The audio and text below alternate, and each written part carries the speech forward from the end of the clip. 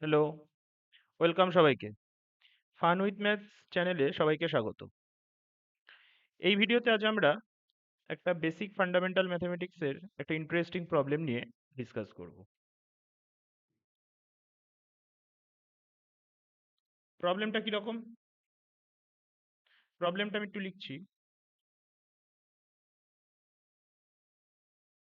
Late ABC are three real numbers.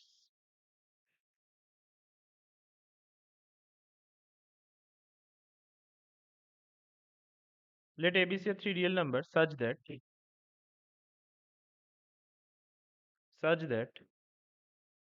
a to the power b equals to 343, b to the power c equals to 10, আর a to the power c equals to 7. তাহলে এখান থেকে আমি বলছি then find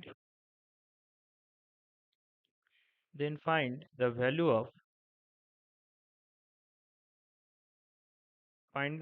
of b to the power b. b to the power b এর ভ্যালুটা আমাদের এখানে ফাইন্ড আউট করতে হবে। তাহলে কোশ্চেনটা কি বললাম? কোশ্চেনটা বললাম এবিসি তিনটে আমাদের রিয়েল নাম্বারস আছে, এরকম ফর্মে আছে যাতে করে a to the power b হচ্ছে 343, b to the power c হচ্ছে 10, a to the power c হচ্ছে 7।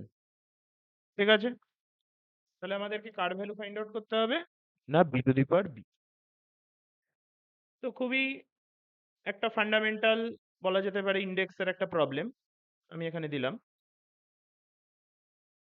তো এই প্রবলেমটা আমরা যদি এখন সলভ করার চেষ্টা করি তাহলে দেখি ব্যাপারটা কিরকম দাঁড়ায়। ব্যাপারটাকে যদি আমরা সলভ করার চেষ্টা করি তাহলে আমরা দেখতে পাচ্ছি এখানে সবার first a to the power b 343 বলা আছে, b to the power c কত বলা আছে? 10 বলা আছে, a to the power c কত বলা আছে? 7 বলা আছে। বোঝা গেল? এবার যদি আমরা এই পাওয়ারের কম্প্যারিজনটা দেখি বাই 1, আমি তাহলে কি লিখতে পারি? a to the power b কে আমরা কি লিখতে পারি? 343 যেটা লেখা রয়েছে সেটাকে পাওয়ারের কম্বিনেশনে যদি আমরা লিখতে চাই 343 can be written as 7 to the power 3। এবার এখানে সমস্যাটা কি? এই 343 কে যদি আমি 7 কিউব লিখি, কারণ 7 কিউব যদি আমি করে দেখি 7 ইন্টু 7 ইন্টু 7, তাহলে 49 ইন্টু 7 করলে কিন্তু 343 আসছে। সেটা নিয়ে কোনো প্রবলেম নেই। কিন্তু প্রবলেমটা কোথায়? প্রবলেমটা হচ্ছে এখান থেকে যদি আমি কম্পেয়ার করতে চাই বেস আর পাওয়ার, তাহলে আমি যদি বলি যে এর ভ্যালু 7 আর বি এর ভ্যালু 3, প্রবলেমটা সেখানে। কেন স্যার প্রবলেম এখানে?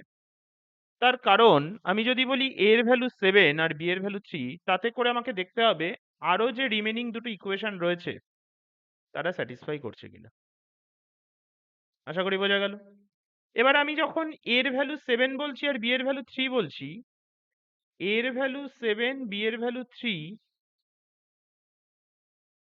তাহলে B to the power C, তাহলে আমাকে সি এমন কি নিতে হবে যাতে করে B to the power C করলে 10 হয়।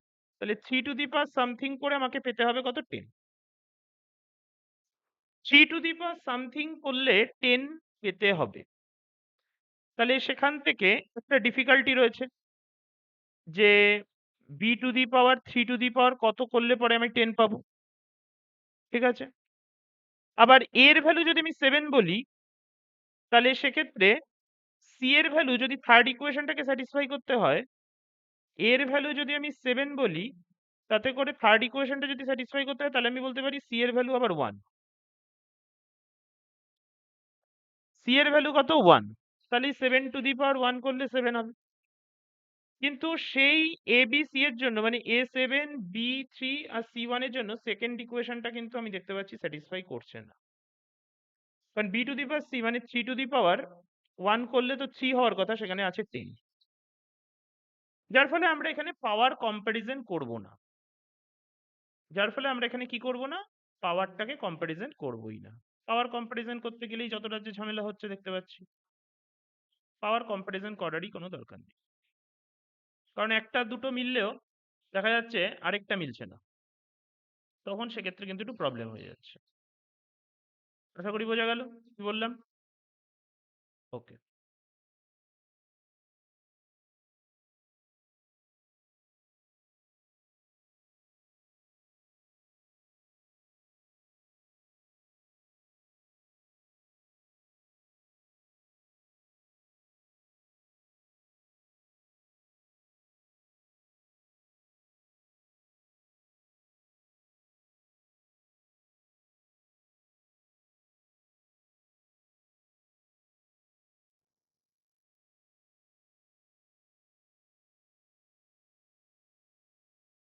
এবার আমরা কি করতে পারি এখান থেকে?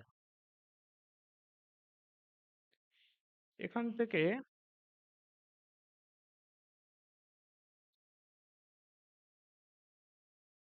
আমরা তাহলে যেটা করতে পারি সেটা হচ্ছে এই থার্ড ইকুয়েশন থেকে এ টু দি পাওয়ার সি যে 7, সেটাকে আমরা এখানে রিপ্লেস করে দিতে পারি। তাহলে 7 মানে কি, A to the power C, সেটা হোল টু দি পাওয়ার 3। তাহলে এখান থেকে কি দাঁড়ালো, A to the power B equals to A to the power, পাওয়ারের সাথে পাওয়ার মাল্টিপ্লাই করলে 3c। এবার এখানে বেস যেহেতু সেম, তাহলে পাওয়ারটাকে আমরা সেম করে দিলাম, তাহলে বি ইকুয়ালস টু 3c। বোঝা গেল? বি ইকুয়ালস টু তাহলে কত পেলাম, 3c পেলাম। এখন আমাদের দরকার কি, আমাদের যেটা পেতে হবে, আমাদের পেতে হবে কি, আমাদের পেতে হবে হচ্ছে B to the power B. এবার আমি যদি বি টু দি পাওয়ার বিটাকে ক্যালকুলেট করতে চাই, তাহলে কত দাঁড়াচ্ছে, আমরা বি টু দি পাওয়ার এই বি কে লিখতে পারি 3c। তাহলে B to the power 3c, কারণ বি মানেই হচ্ছে 3c। তাহলে B to the power 3c can be written as B to the power C তার whole cube. B to the power 3c can be written as B to the power C তার whole cube. আবার B to the power C এর value কত আছে আমাদের এখানে, B to the power C এর value আমাদের এখানে বলা আছে 10। তাহলে কি দাঁড়ালো, সো তাহলে আমরা যেটা পেলাম B to the power B, B to the power B মানে কি, B to the power C তার হোল কিউব ছিল। এবার B to the power C এর ভ্যালু কত, আমাদেরকে আবার বলা আছে 10, তার মানে 10 কিউব করে দিতে পারি। তার মানে 10 কিউব করে দিলে কত হবে, 1000। তাহলে B to the power B এর ভ্যালু কত, 1000।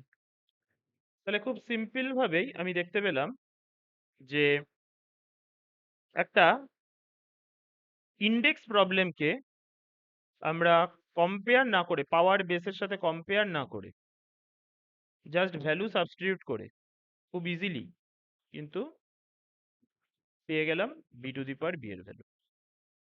আশা করি ব্যাপারটা ক্লিয়ার হয়েছে সবার।